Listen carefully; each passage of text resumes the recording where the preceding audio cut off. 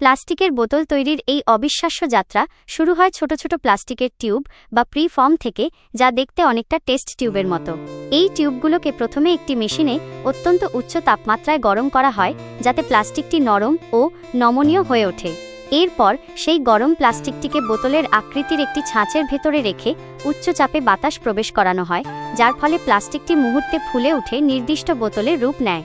বোতলগুলো তৈরি হয়ে যাওয়ার পর সেগুলো স্বয়ংক্রিয় কনভেয়ার বেল্টের মাধ্যমে পরিষ্কার করার জন্য এগিয়ে যায়। সেখানে উচ্চ গতিসম্পন্ন জেট দিয়ে বোতলগুলো ধুয়ে সম্পূর্ণ জীবাণুমুক্ত করা হয়।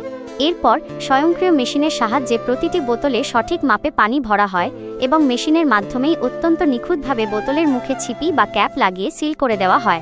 সবশেষে প্রতিটি বোতলের গায়ে কোম্পানির লেবেল লাগানো হয় এবং অনেকগুলো বোতলকে একসাথে প্লাস্টিক র্যাপার দিয়ে মুড়িয়ে বড় প্যাকেটে বন্দি করা হয়, যা শেষ পর্যন্ত আমাদের হাতের কাছে দোকানে পৌঁছে যায়।